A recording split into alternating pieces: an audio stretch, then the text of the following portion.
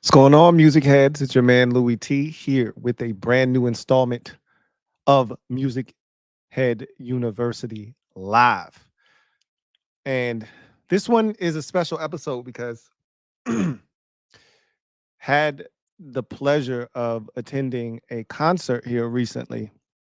First of all, let me say this. I am not a concert goer. Never have been. I can't say that I won't be in the future. Shout out to my wife who drug me to this concert essentially. And, she had to handpick this particular concert because one, it just so happened to land right around the time of my birthday. So that was part of the reason I agreed to go. Today is actually my born day. So the concert was on Sunday, July 21st. So she wanted to make this whole, birthday weekend for me. And this was one of the festivities that was supposed to take place. So I agreed to go, but I didn't agree to go just because it was around my birthday and she wanted me to go. This is not the first time she's tried to get me to go to a concert. Um, I agreed to go because of the lineup. I'm a massive R&B fan, and you guys know that if you've been a fan of this channel at all in any capacity. So this was right up my alley. You had 702, Total, Maya, and of course the headliners, co-headliners, Xscape and SWV. So this was the Queens of R&B Tour. Came through Virginia Beach, Virginia on Sunday, July 21st, and we went. So I didn't know what to expect. Not a concert goer, as I mentioned. My biggest gripe with concerts, I guess, they don't play the whole song, and they switch up the beat, and they throw you off. You're singing the song, and then they cut to a different portion of the song because they got to get to the next song, right? They got to fit in their entire set. They sung the entire song. Obviously, they'd be there all night. They can't do that. And then you add into the fact that in this particular tour, you got co-headliners. So SWV isn't doing their complete set that they would do if it was just their show. Same could be said for Xscape. So you definitely have to shorten it up to fit in, and accommodate your co-headliners. So needless to say, this show was fantastic. I have my biggest takeaways from the show in my experience. I was going to have a video accompany this particular stream at the very end. I was going to play a video. I'm going to have to upload the video separately. I didn't realize it was going to take as long to upload. So I was processing it. I edited it, and well, I didn't edit it. I just threw it together, right? And I put it all together, and I figured, oh, it'll take 2 seconds. Usually when I edit things, it takes like 2 seconds to upload. This thing was like an hour and something. It's still processing at this moment. So I'll just throw this up here a little bit later on. But anyway, I digress. So I want to get into my 7 biggest takeaways. Anybody that knows me knows that when I start feeling listy, I start listing things, and my list are usually comprised of 7 items. So I'm going to give you my 7 biggest takeaways from the Queens of R&B tour and my recent experience at the show. So I got spoiled too. I'll talk about that in my breakdown. So let's go with number 7. Let's start off with number 7. All of these women don't owe me a red cent. Okay. This show was spectacular. I got my money's worth. They put on a show. When I tell you they put on a show, the lights, the dancing, the scenery, the singing, everything, they were on point. And so I left feeling really good about what I had just witnessed. And if I had to do it again, I would go to the show again, and I'd pay money to go to the show again and watch them perform again. It was that good. So you start there with, it was a fantastic show. Fantastic show. Number 6, all of these women have aged very well, like fine wine. Like sometimes you see some of these acts that we've grown up with, and I think that's something else, you forget about from time to time is you grow up with them, and this is one of the ones that I'll mention a little bit later on, but um, they talk about this on stage sometimes, like where my day ones at, this, that, and the third, and then they hit you with that, yeah, we've been 32 years, or you're like, whoa, it's been that long, and you can't tell with a lot of them, right? Some of them look like they haven't aged a bit, especially Maya, right? Like you see some of these acts, you go, wow, like you wouldn't be able to tell their age by looking at them, you know. And all of these acts were from the 90's. So you're talking well over 20 years, in certain instances, 30 years plus, right? So it was amazing to see how well these women have aged, not just from their looks, but from their voices as well. Sometimes you'd be amazed at how some of these artists do not take care of their main instrument, which is their voice, and they sound horrible. That was not the case here.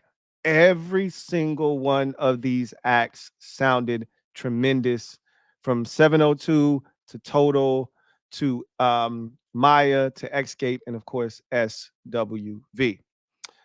Number 5, get you a group who can all sing. I cannot stress this enough. Get you a group where all of your members can sing. Um,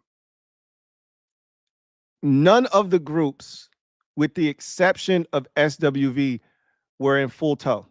Every group was missing at least one member for various reasons.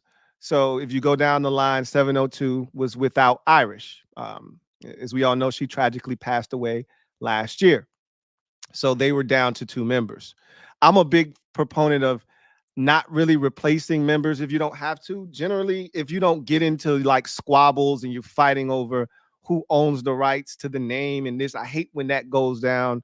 But generally, if that's not going on, then you don't have to replace a member. But if you can't handle the vocal responsibilities of the member that is no longer there, then you have to replace them if you want to go on tour and make money.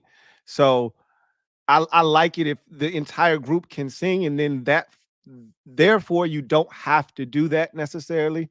I'm one that prefers not to see randoms up singing the songs that I grew up, singing and enjoying. I prefer to just see those who were there putting in the work at the, core and beginning of stages of all of this, that put in the work to be there reaping the benefits. But you had Total with Kima and Keisha, no Pam, right? Pam has decided to pursue a career in gospel, so she's not touring with the group anymore. So, but the other two, Kima and Keisha, held it down, had no issues, took care of business, and sounded excellent. Um, Maya was a solo act, so you didn't have to worry about that. And then Escape, and I'm going to talk a little bit more about that situation later on. But it was no Latasha.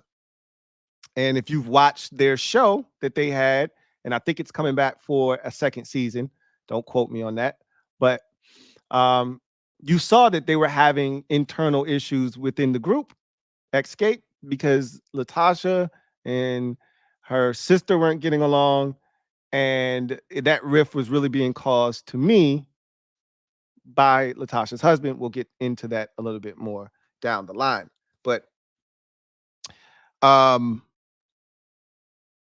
make sure you get you a group that can withstand not having all of its members, especially if you have one like there's no SWV without Coco.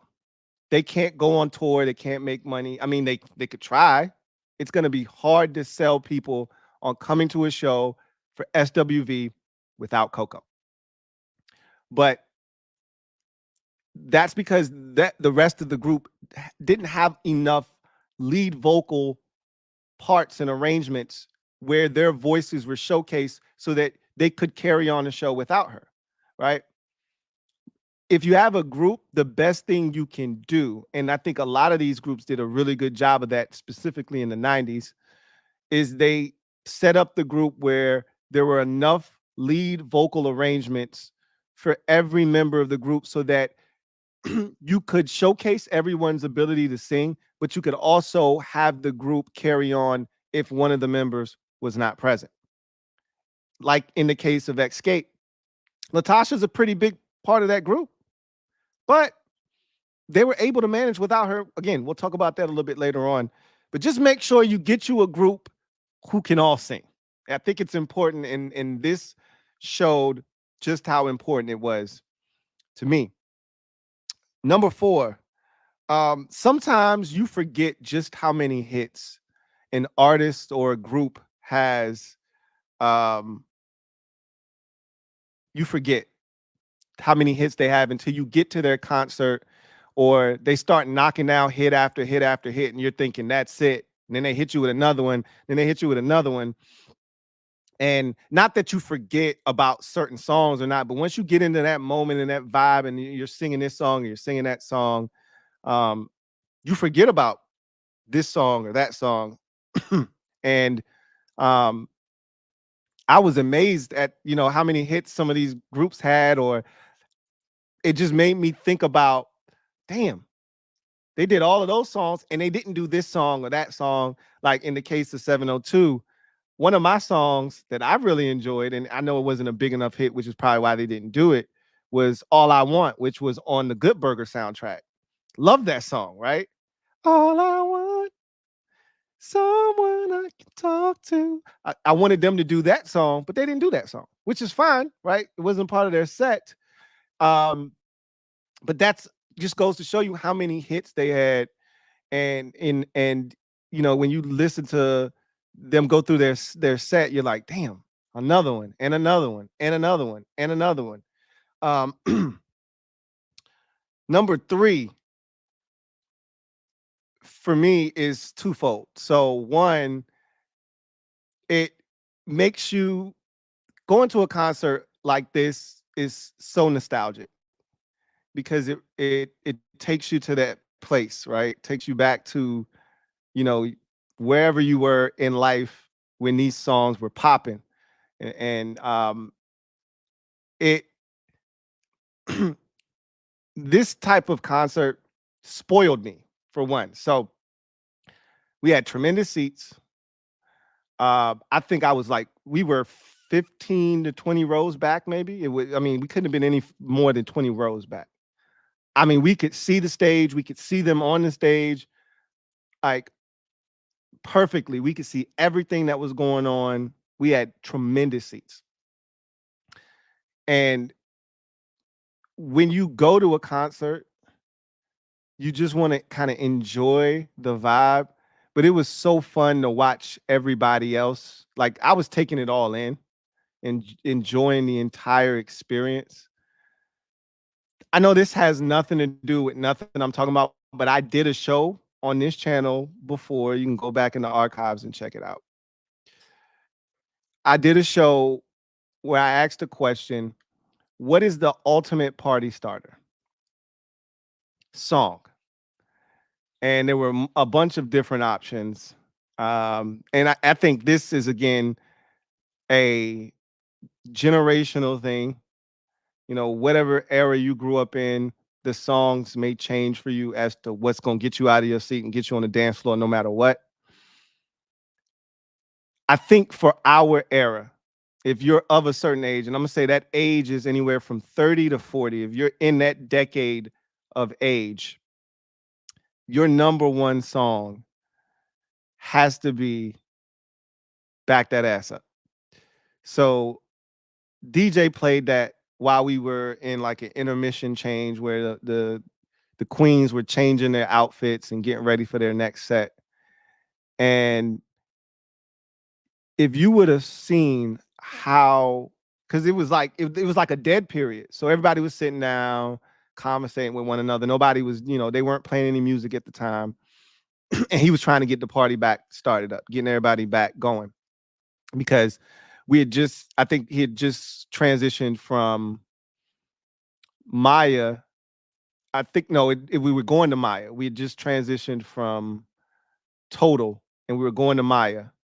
And while they were setting up the, set, and she was getting ready to come on, and they were setting up all the mics and everything for her, um, they needed to get the crowd back involved. Threw on Back That Ass Up. You should have seen how the crowd reacted and how many women stood up. Shit, it was some dudes too. I just peeped the scene. I just looked around. I wish I should have gotten some video footage of it, because it was amazing to watch. It went from nobody standing up to probably 80% of the people in attendance standing up, dancing. I don't know of too many songs that could do that, right? And we went through, I think, the list of songs that can get people to turn up. Rob Bass. We talked about Poison and Bell Bell Biv DeVoe. I think like those were the three biggest ones, like, as you go through the eras, but I don't think you can beat that one, man. That's a tough one to beat. But the energy was just amazing, and I just loved the vibe that I got. I was around my people, right? I was around people that were of a certain age, and I loved it. And there were some young people there too. I was surprised. It was a few young people there that came out and supported the concert, so that was pretty dope too. Um, my wife, I think she might have converted me to a concert goer. Is my biggest number 3 takeaway. Now, I'll say this about concerts, and some of you might be devout concert goers. I am not a concert goer, as I mentioned, but if you have the right lineup of artists or groups, I will consider going. For instance, Busta Rhymes, Sierra, and Missy have a concert that's coming to our area here shortly. My wife and my sisters are going. They were the ones that were at the concert with me on Sunday. I'm not going to that concert. Now, I would have loved to have seen Missy. I would have loved to have seen Busta. I'm not a Sierra fan. Is that enough to not make me go to the concert? Probably not, because 2 out of 3 isn't bad. But I'm not a Sierra fan. Like, I mean, I like a couple of Sierra songs, but her catalog doesn't move me. But Busta and Missy probably would have been enough to make me say, all right, I'll go, right? But if the lineup is good enough, I'm there, man. This was fun. This was a lot of fun. I didn't think I would enjoy myself as much as I did. I was supposed to do this video yesterday. I didn't have the energy or the voice because I was singing my little heart out at this concert. Unfortunately, you're going to have to deal with some of that on the video that I'm going to upload. I tried to keep quiet for the most part, and I think I did a pretty good job of not crying, because that's what it sounded like I was doing, crying, because my voice was shot. But there were some songs I just couldn't help myself. Yeah, I know how it goes. Number 2, and we're going to get into 2 big ones here. These are the 2 biggest takeaways. Number 2, my second biggest takeaway is Latasha Scott better get her life in order. That is the sister of Tamika Scott of Xscape. So you have the 2 sisters, you have Tiny, and you have what's my girl's name?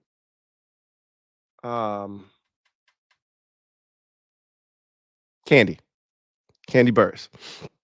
So that's the group Xscape.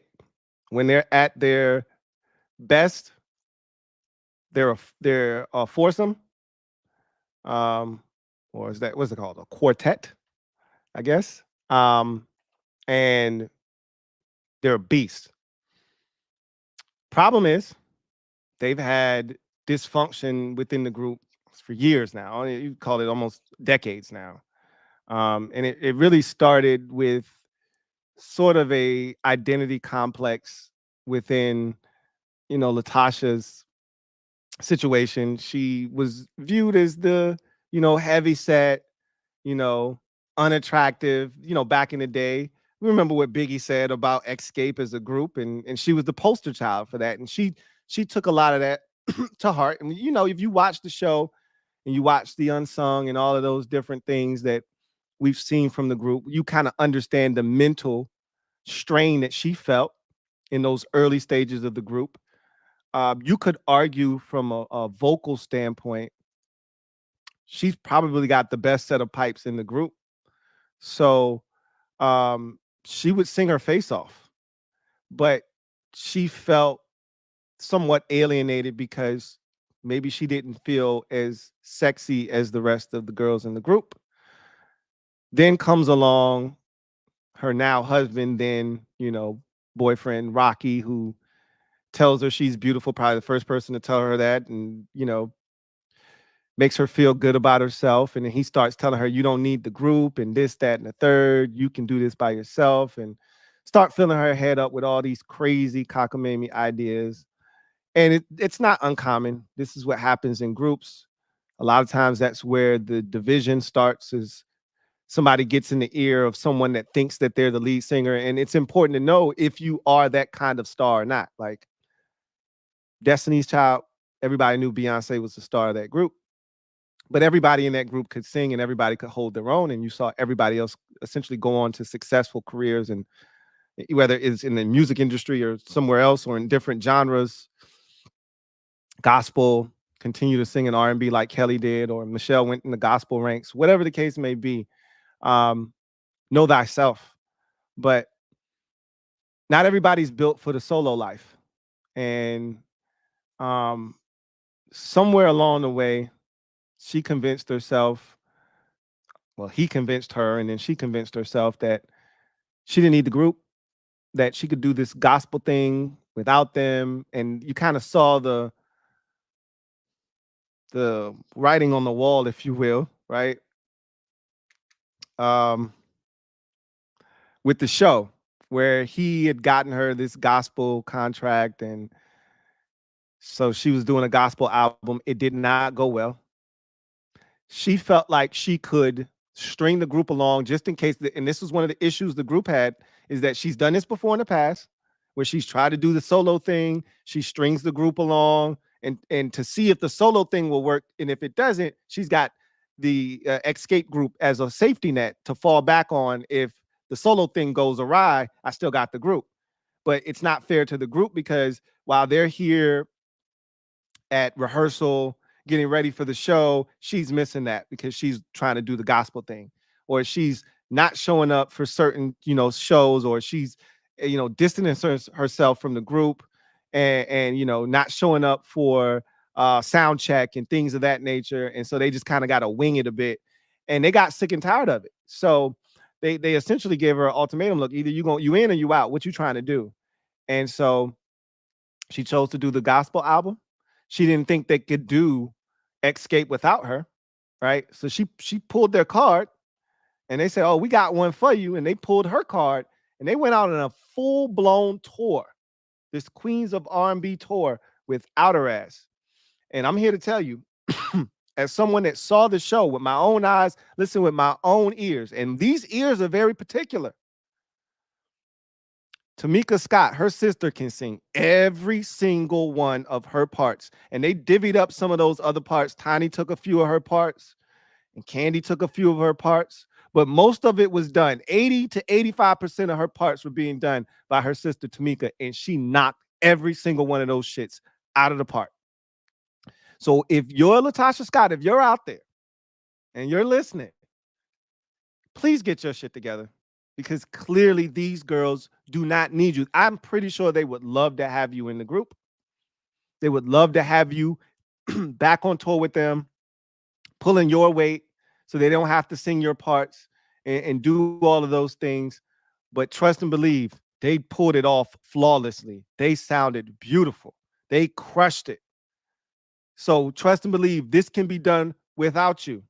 So I hope she understands They don't need you. You need them. They don't need you. They just went on a full nationwide tour and they're killing it.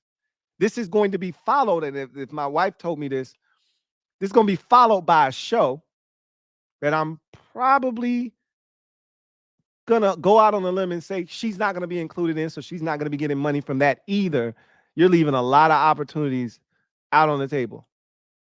Chasing behind your husband, listening to him, and being bullheaded. I hope she sees the error of her ways, understands what's going on here, and that these girls, these women do not need you.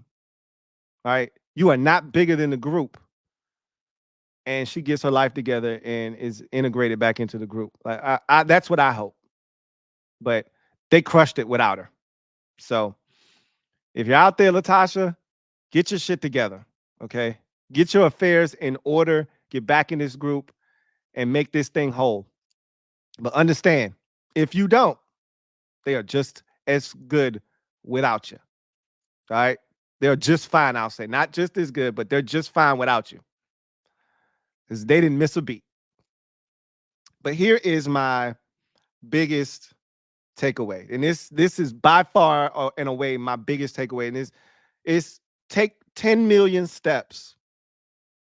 And then you get to number 2. Sitting there and enjoying this show.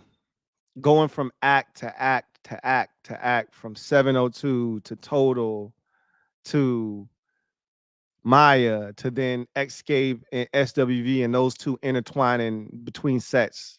SWV goes, then Escape goes, SWV goes, then Escape goes, and it just kept switching off. It was beautifully done.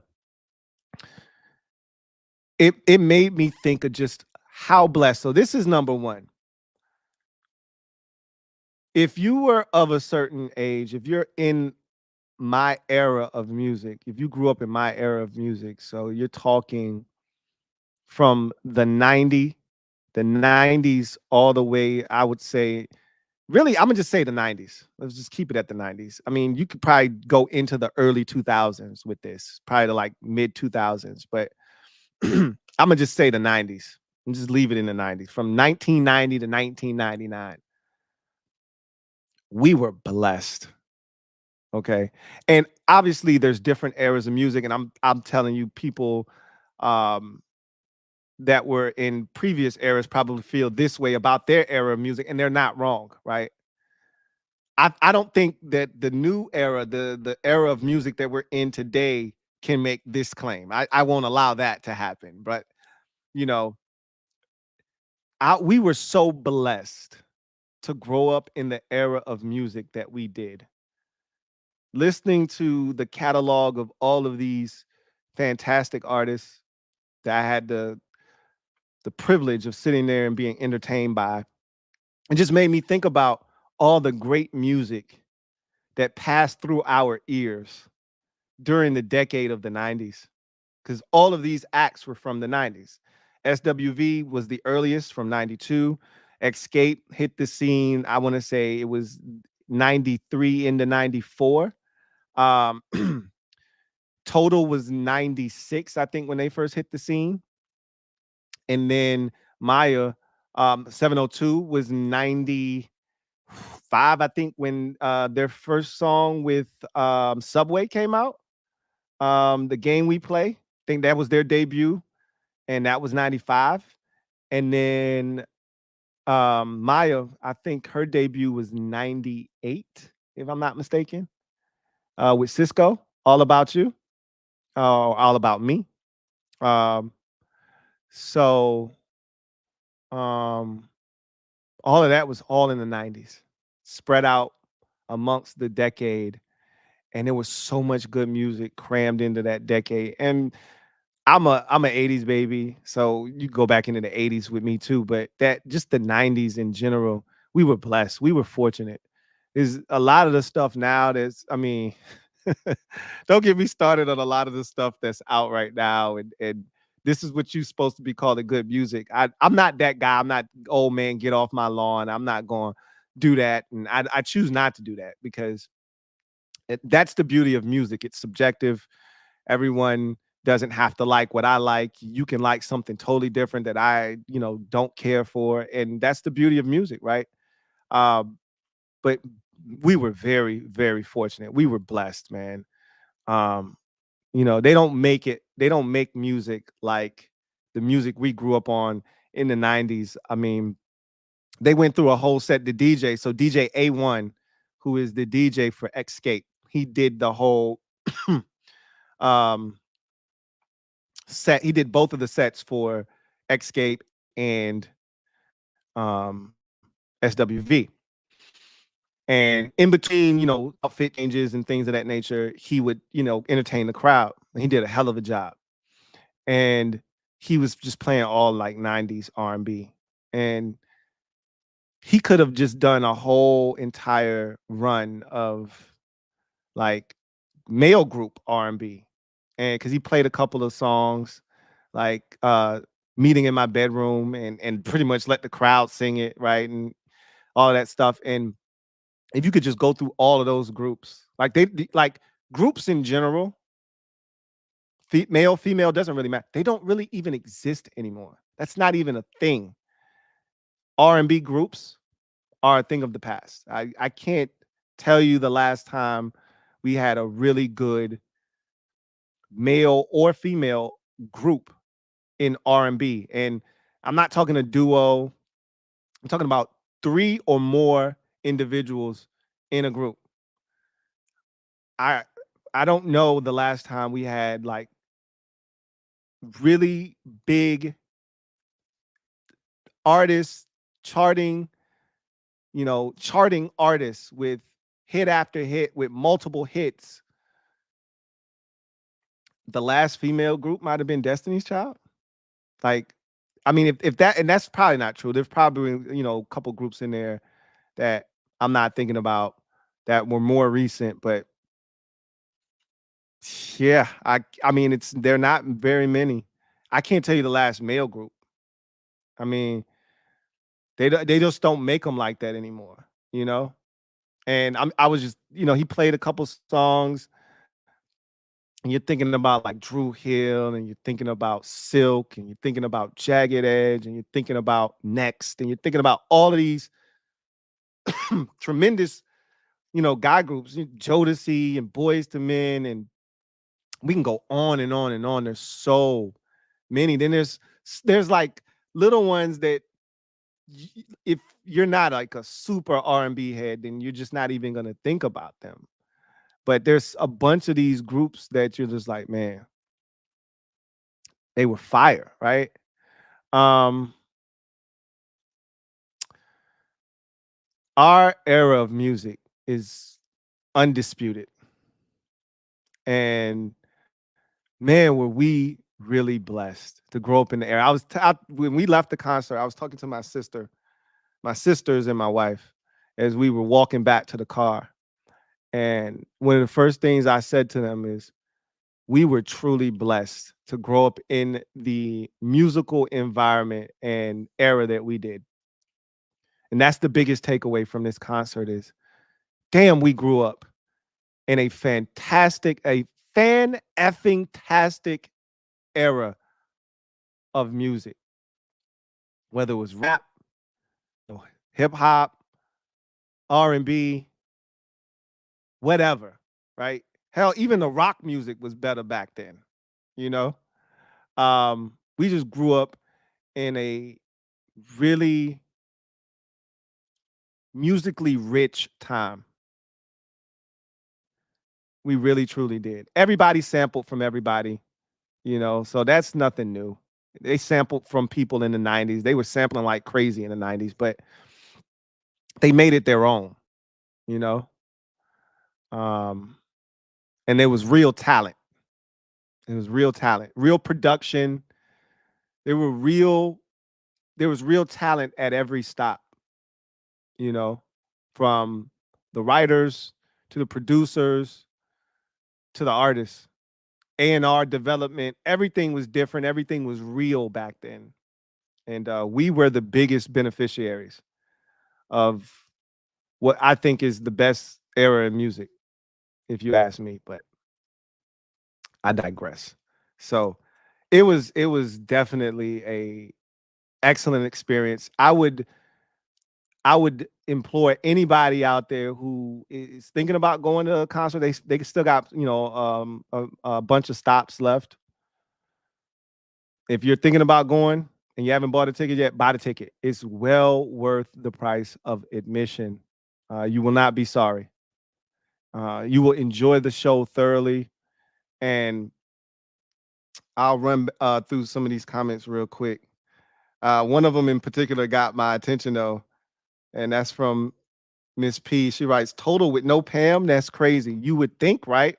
Because I think most of us perceive, excuse me, Pam is the leader um, of Total. Like, and she was like, make no mistake about it. She was the face of um, Total for during their run when they were at their peak of their superpowers.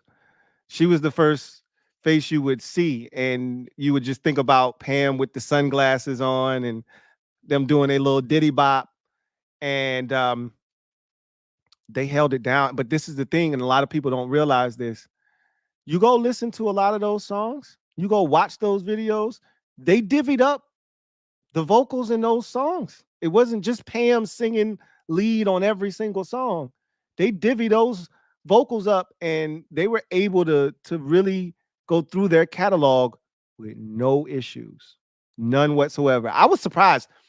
I thought of all the groups who was missing a member, who were missing a member, I thought they would suffer the most. Nope, they didn't suffer at all.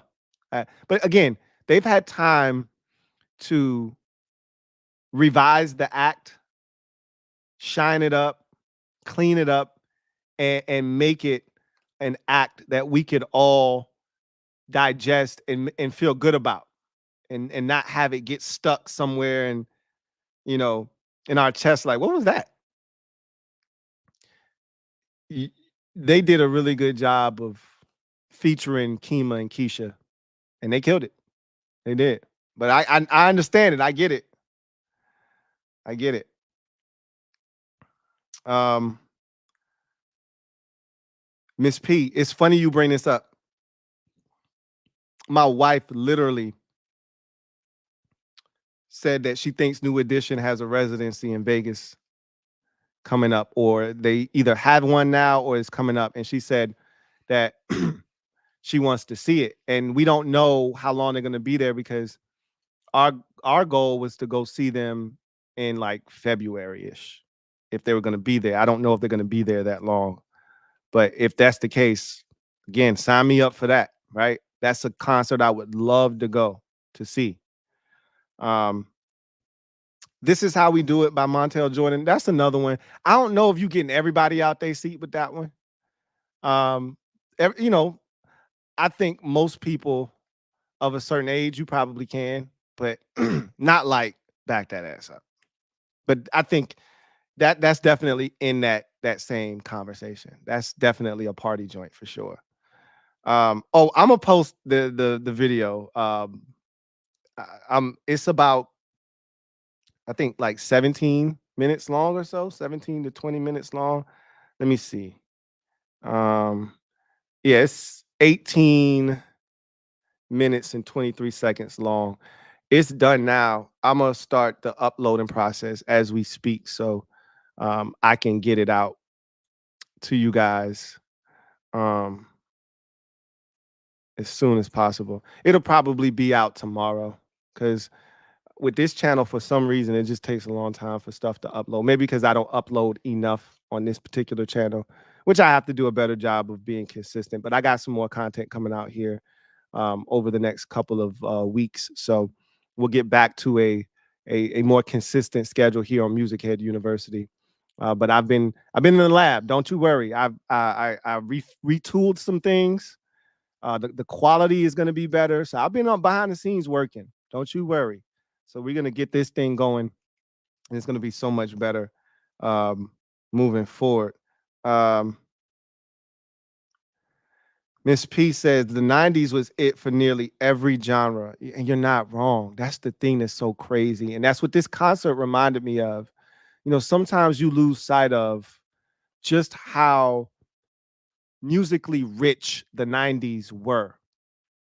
But when you go to a concert like this, for me, it reinforces just how blessed we were to grow up in an era that was so musically diverse, but it wasn't just the diversity that made it, such a great era. It's also the substance. It was tremendous substance. Even the lesser groups. I'll give you a name that's just random. Ideal, right? Like, that's a lesser group. They had some bangers. Ideal had some bangers, right? You're not thinking about them, right? But you put them in today's era, and I mean, again, sonically, music has changed. I get it, but they would crush any of these. And again, I don't even know if there are any real musical groups today. That was a big thing back in the day. That is not something that exists now. So, um, I think about different genres like Nirvana and how they changed rock with that grunge sound, and sonically they changed rock forever, right? Um, the 90s were just different. Obviously hip hop, you know, went to another level in the 90s. Um, and so yeah, I agree with you. Almost across the board, the 90s was it. Um,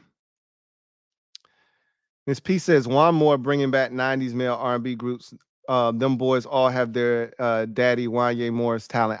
My wife has been showing me clips of them. Um, they're just like all I've seen them do is covers. I haven't seen them actually do any of their own stuff. I think they're supposed to be um, under like Mary J's umbrella, if I'm not mistaken. I could be wrong about that, but I'm intrigued by their talents, but got to see it come to fruition, right? But yeah, they could be the last of a dying breed, what it feels like. And these things are used. Music. One thing about music is usually cyclical. So, excuse me. These things usually go in cycles, and so I wouldn't be shocked that if you see one male or female group have tremendous success, if you don't see a bunch of groups starting to spring up again.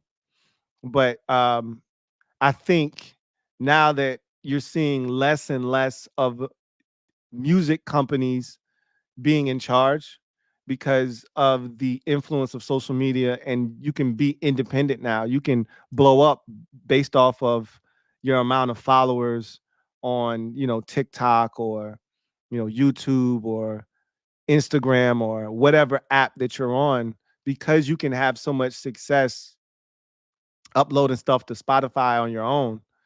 Um, the need for the actual record company, and they were the ones a lot of times pushing the group agenda, like, hey, you got a great voice, but we'd like to pair you with with two more individuals, make you into a group. A lot of people don't think like that unless you were already a group, or you already had the idea to become a group. That's not normally how people think. It's usually individually. That if I'm an artist myself, or I've been singing by myself, what do I need to join a group for? That was a back in the day mentality. I need to be a part of a group. That's what's gonna get me put on. So um Darnell Kelly says, my wife won't let me see Maya. She's a smart woman. Maya did a chair dance. My boy, Maya, she's in rare form. Okay.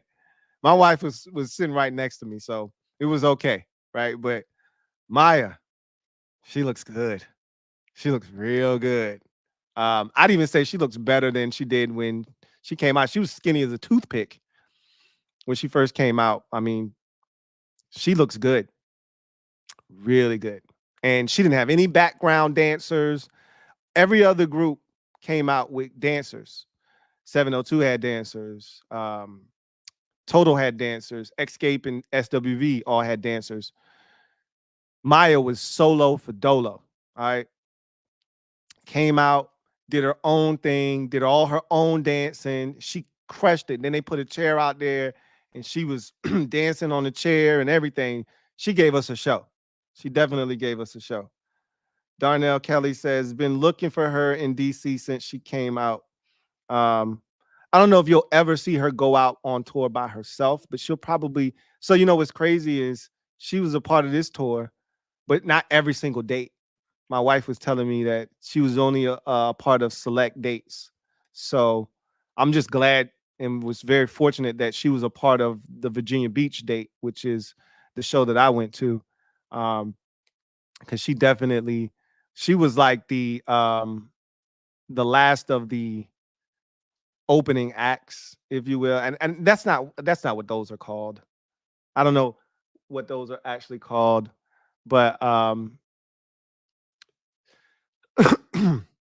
excuse me. She was the last of those acts before the main act, whatever those acts are called.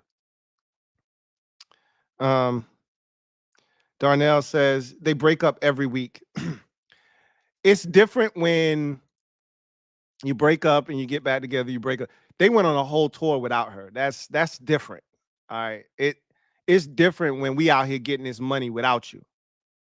It's one thing if we break up and we ain't doing nothing for 2-3 years as a collective, and then we get back together. That's fine. But when I'd set off a whole nationwide tour and a show that accompanies the tour, and we do all of this without you, that's serious because we getting this money, we getting this bread, and you not. So that's real. And not to be out here talking about somebody else's coin, because I know nothing about their financial situation, but I've heard through the grapevine it ain't the best. Their financial situation, Latasha's financials isn't the best right now. So they could have definitely used this money on this tour, but that's not my business. All I know is she should be there with them. She was a part of that group when they came to prominence. And something else I want to say, and I should have included this on my list. It's so beautiful to watch a group or an artist. It doesn't matter because Maya is an individual, a solo artist. It's beautiful to watch artists bankroll all of their success, like build up a successful catalog, and it's beautiful to watch them be able to eat off of the legwork that they did as young artists in the game as they get older, to just be able to just go back and tour and have people like myself who are nostalgic, who grew up with them, who love their music, who have loved their music for decades. We gonna come out and support. It's just beautiful to see that you can put in that work and then reap the benefits on the back end. I think that's pretty cool, man. I really think that's something that's awesome to see. Ms. P says they added more dates in November and October. That's dope. And like I said, I think my sister said that it was supposed to be over. I think it was in September or October. So if they're adding more dates, it just goes to show you just how successful the tour has been, that they're adding more dates. You don't add more dates to tours that haven't been successful, right? Clearly, there is a demand for them to add more shows and to run it back some more. So I'm here to tell you that, as I mentioned, they don't owe me a single red cent. And if they were to come back through this piece again, I would be right back in there again, giving them my money and enjoying the show once again, losing my voice probably all over again, right? Callum Gill says, how long was the event? This show was 4 hours long, and I was not mad at it. Again, when you have as many acts, like I told you, they started out with 3 opening acts. We didn't see any of them. We got there at perfect timing. We got there as soon as 702 was about to perform, but they had 3 opening acts, one of which, excuse me, was Coco's son. If you watch the show, you've seen him, and he sounded good. We got there, he was finishing up his set, and he sounded really good. He was doing a bunch of covers, it sounded like. But you had the 3 opening acts, then you had the all the rest of the groups. So you had in this order, 702, Total, Maya, and then you got to the co-headliners of SWV and Escape. So in total, show started at roughly 7 and it was over right around 11ish. So it was about 4 hours long.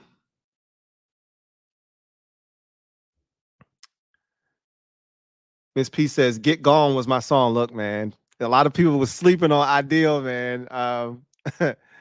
Yo, "Get Gone" was a banger, right? I loved what's the name of the song? Uh, I'm gonna have to look it up now. I know how I go in my head. I can't. I think it was "Whatever You Want to Do." That's what it was called. "Whatever You Want to Do." I loved "Whatever You Want to Do." That's what it was. I loved "Get Gone" too. So those were my 2 Ideal songs. It might have been one more that I really liked, but those 2 in particular. Miss P says, "No Doubt, Limp Bizkit, Kid Rock, all fire groups." Like, or in the case of Kid Rock, that's an individual. I mean, I was all over the map in the 90s, listening to all kinds of stuff. Um, what was the name of the group? Was it Trapped? Headstrong, I take you on. Headstrong, I take on anyone. Like, we was all over the place, but we could be because the music was so good everywhere. Like, I'm not ashamed to tell you, I was listening to them boy bands. I was crazy. I was listening to all of that. Couldn't tell me nothing about NSYNC. Like, that was a real thing, you know? Watching TRL, right? There's so much we can dive into on this channel that we will dive into, like the death of the music video. Like, to me, that was very symbolic of where we were heading musically. But I digress. Um,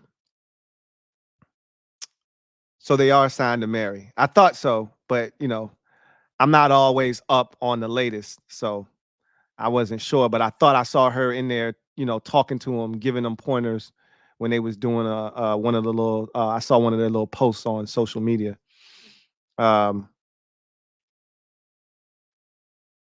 You forgot about the male group Touch. I went back. I went back double brick. Touch. I don't remember them. I'm gonna have to look them up, and I might know a song or 2 of theirs. I don't remember them. But that's just to show you how deep the 90s were. You could easily get overlooked, and I'm gonna have to go. I'm gonna look them up after I get off of this. I'm gonna definitely look them up for sure. Callum Gill says definitely getting your money's worth with 4 hours. Oh, for sure. And our tickets were less than $100, and we had tremendous seats. Tremendous seats. So yeah, we definitely got our money's worth. Oh, you saying your group was Touch. Y'all were trash. I'm about to say I never heard of Touch, but I'm gonna look them up. I'm gonna see if they said no. That was us. We was trash. Hey, I ain't mad at you. Intro was my group. Come Inside. Think the lead dude had HIV. I wanted to. I've actually written TV1. I've written TV1 on several different occasions. Um, Trying to give them ideas for groups or individuals we would like to see. They actually, I don't know if they listened to me or not, but I felt like, and this is what I told myself, that it was my email that got us Sherelle and Alexander O'Neal, because I had written them and given them a list of names of groups that we would like to see them do a show on. And Alexander O'Neal and Sherelle, were on that particular list. I've written them 3 different times. I I wrote them about Intro. and Criss Cross as well. Still haven't gotten either one of them, and I think those are two that we definitely should hear from. Um, but intro was crazy. I mean, Criss Cross was crazy, right? Um, the Brat, like I was just on YouTube the other day, just randomly listening to just the music for no reason. Like I don't even know what prompted me to do that because I don't normally just do that. But um it was Al Ill and Scratch, with Brian McKnight. And I just went down this rabbit hole, right? you know, um, if you don't mind, I won't waste your time. I'll take a and I just went down a rabbit hole after that.